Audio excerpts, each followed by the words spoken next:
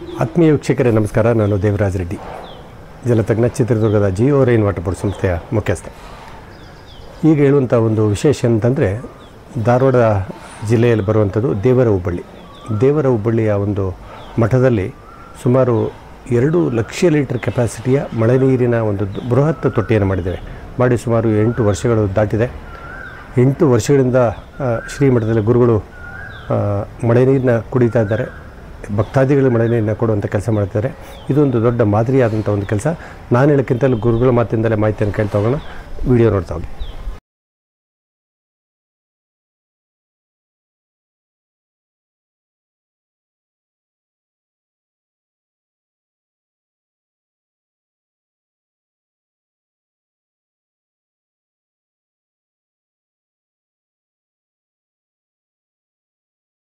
ಭಾವ ಆಗ್ತಾ ನಡೆದಿದೆ.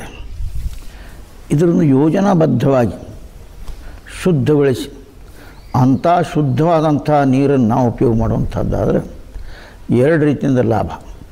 ಒಂದು, ಅಲ್ಲೋ ಇಲ್ಲೋ ಬಿದ್ದು ನೀರು ಹೋಗೋದು, ಅದು ತಪ್ತದೆ.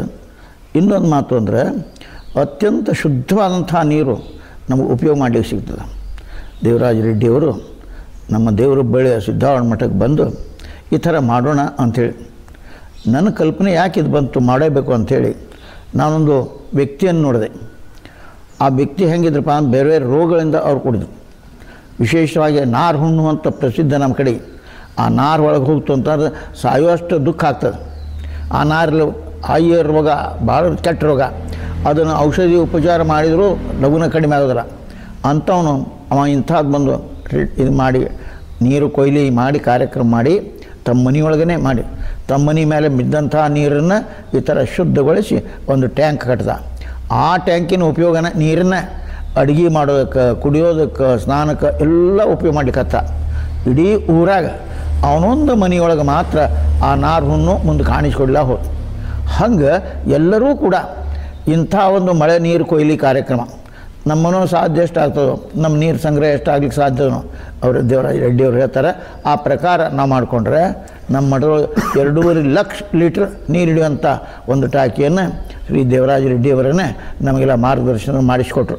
ಇದು ಭಾಳ ಖರ್ಚು ಬರ್ತದೆ ಅಂತ ತಿಳ್ಕೊಬೇಡ, ಆದರೆ ಮಹತ್ವದ ನೀರನ್ನು ನಾವು ಉಪಯೋಗ ಮಾಡಿ ಸಿಗ್ತದೆ. ಆ ನೀರನ್ನು ಉಪಯೋಗ ಮಾಡ್ತಾ ಹೋದರೆ ಬೇರೆ ಯಾವ ರೋಗಗಳು ಬರೋದಿಲ್ಲ. ಶುದ್ಧವಂಥ ನೀರು ನಮ್ಮ ಹೊಟ್ಟೆಯೊಳಗೆ ಹೋಗ್ತದೆ. ಹೀಗೆ ಅಲ್ಲಿಂದ ಇವತ್ತಿನ ತನಕ ಅವರ ವಿಶೇಷ ಪ್ರಯತ್ನದಿಂದ ಅನೇಕ ಮಠಗಳಲ್ಲಿ, ಅನೇಕ ದೊಡ್ಡ ಊರಲ್ಲಿ, ಅನೇಕರ ಶ್ರೀಮಂತರ ಮನೆಯೊಳಗೆ, ಬಡವ್ರ ಮನೆತನದೊಳಗೆ ಇದು ಭಾಳ ಖರ್ಚು ಭಾಳ ಬರ್ತದೆ ಅಂತಲ್ಲ. ಆದರೆ ನೀರೆಷ್ಟು ನಮಗೆ ನೀರು ಅತ್ಲ ಬಿದ್ದು ಮಳೆ ನೀರು ಎತ್ತಾರು ಹೋಗೋದಕ್ಕಿಂತ ಆ ನೀರು ಸಂಗ್ರಹ ಮಾಡ್ದಂಗೆ ಆಗ್ತದೆ, ಅದು ಶುದ್ಧಿಗೊಳಿಸ್ದಂಗೆ ಆಗ್ತದೆ. ಅಂಥ ಶುದ್ಧ ನೀರು ನಮ್ಮ ಹೊಟ್ಟೆಯೊಳಗೆ ನಾವು ಅಡಿಗೆ ಅದನ್ನು ಬಳಸೋ ಶುದ್ಧ ನೀರು. ಇವತ್ತು ಶುದ್ಧ ನೀರು ಸಿಗೋದು ಕಷ್ಟನೇ ಆಗ್ಯದ.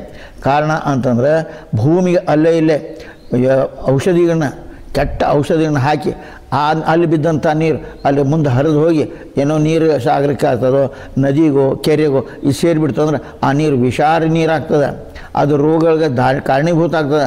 ಅಂಥದನ್ನು ತೆಗೆದು ಪ್ರತಿಯೊಬ್ಬರು ಕೂಡ ಇದು ತಮಗೆ ಎಷ್ಟೆಷ್ಟು ಆಗ್ತದೋ, ತಮಗೆಷ್ಟು ಅವಶ್ಯಕತೆ ಇದೋ ಆ ಟ್ಯಾಂಕ್ ನೀರು ಸಂಗ್ರಹ ಅಂಥದ್ದು ಅವರೆಲ್ಲರೂ ಕೂಡ ವಿಚಾರ ಮಾಡಿ ನಮಗೆ ಹೇಳ್ತಾರೆ.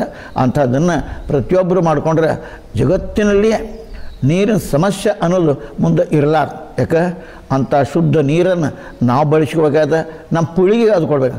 ಒಮ್ಮೆ ನೀವು ಅದನ್ನು ಕಟ್ಟಿದರೆ ವರ್ಷ ಖರ್ಚು ಬರ್ತದಪ್ಪ ಅಂತಿಲ್ಲ.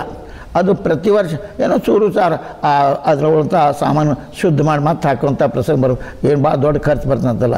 ಒಮ್ಮೇನು ಖರ್ಚಾಗಿರ್ತದೆ. ಆ ಖರ್ಚಿಂದ ಆಯುಷ್ಯ ತುಂಬ ನಮಗೆ ಒಳ್ಳೆಯ ನೀರನ್ನು ಸಿಗ್ತದೆ. ಭಗವಂತ ಕೊಟ್ಟಂಥ ನೀರನ್ನು ಸದುಪಯೋಗ ಮಾಡ್ಕೋಬೇಕು. ಅಂಥ ಸದುಪಯೋಗ ಮಾಡ್ಕೊಳ್ಳುವಂಥದ್ದನ್ನು ನಮ್ಮಿಂದ ಇತರ ಎಷ್ಟು ಮಂದಿಗೆ ಸಾಧ್ಯ ಆಗ್ತದೋ ಅಂಥವ್ರು ಕರೆಸಿ ನಮ್ಮ ಮಠದೊಳಗೆ ನಾವು ಹಂಗೆ ಉದ್ಘಾಟನೆ ಕಾರ್ಯಕ್ರಮ ಏನು ಮಾಡ್ತಿದ್ದಿಲ್ಲ. ಅಂಥದ್ದನ್ನು ನಾವು ವಿಶೇಷ ಅಂದರೆ ನಮ್ಮಿಂದ ಇದನ್ನು ಕಲ್ಕೊಂಡು ಬೇರೆದವರು ಅನುಸರಿಸಿ ಅವರು ಕಟ್ಕೊಳ್ಳಿ ಅನ್ನೋ ಉದ್ದೇಶದಿಂದ ನಮ್ಮ ಧಾರವಾಡ ಜಿಲ್ಲೆಯ ಅವರು ಮಹಿಳಾ ಅಧಿಕಾರಿಗಳಿದ್ರು, ಗೋಡಬೋಲೆ ಅಂತ ಅವ್ರ ಹೆಸರು, ಗೋಡಬೋಲೆ ಅವರು ಬಂದಿದ್ದರು. ಆವಾಗ ನಾನು ಅದ್ರ ಬಗ್ಗೆ ಮುಖ್ಯ ಭಾಷಣ ಮಾಡಿದೆ. ನೀರಿನ ಮಹತ್ವ ಎಷ್ಟು, ಶುದ್ಧ ಮಾಡ್ಕೋಬೇಕಂತ. ಗೋಡ್ಬಲೆ ಬಾಯಿ ಅವರು ಏನು ಲಘುವಾಗಿ ಬರಲ್ಲ, ಅಪ್ಪರ ಭಾಷಣ ಭಾಳ ಚಲೋ ಆಯ್ತು, ಭಾಳ ಮನಸ್ಸಿಗೆ ನಾಟುವಂಗಿತ್ತು, ಸತ್ಯವಾದಂಥ ವಿಷಯವನ್ನು ಹೇಳ್ಯಾರ. ಈ ಥರ ತಮ್ಮ ಮಿತ್ರರಿಗೆಲ್ಲರಿಗೂ ಮತ್ತು ನಾವು ಹೇಳಿದ್ದನ್ನು ತಾನು ರಿಪೀಟ್ ಮಾಡಿ ಅವ್ರಿಗೆ ಹೇಳಿ ಸಣ್ಣ ಎಲ್ಲೆಲ್ಲ ಕ್ಷೇತ್ರದೊಳಗೆ ಇದನ್ನು ಬೆಳೆಸುವಂಥ ಉಪಕಾರದ ಕಾರ್ಯವನ್ನು ಮಾಡ್ತಾಯಿದ್ದಾರೆ. ರೆಡ್ಡಿಯವರು ಸಹಿತ ಪೂರ್ಣ ತಮ್ಮದೆಲ್ಲ ಶಕ್ತಿ ಹಚ್ಚಿ ಉಳಿದೆಲ್ಲವನ್ನು ಬಿಟ್ಟು ನಮ್ಮಲ್ಲೇ ಈ ನೀರಿನ ಸುವಿಧಾನ ಮಾಡಿಕೊಟ್ಟು ನೀರನ್ನು ಶುದ್ಧವಾದಂಥ ನೀರನ್ನು ಹೋಗಲಿ ಅಂತೇಳಿ ಬಹಳ ಪ್ರಯತ್ನ ಮಾಡ್ತಾರೆ. ಅವರ ಪ್ರಯತ್ನಕ್ಕೆ ನಮ್ಮದು ಕೂಡ ಸಹಾಯ ಸೇರಿಸಿ ಭಗವಂತನ ಕೃಪೆಗೆ ಪಾತ್ರ ಆಗಬೇಕಂತ ಕೇಳ್ತಾ ನಿಮಗೊಂದು 2 ಮಾತು ಹೇಳ್ತಾ ಇದ್ದಾರೆ. ಬಸ್.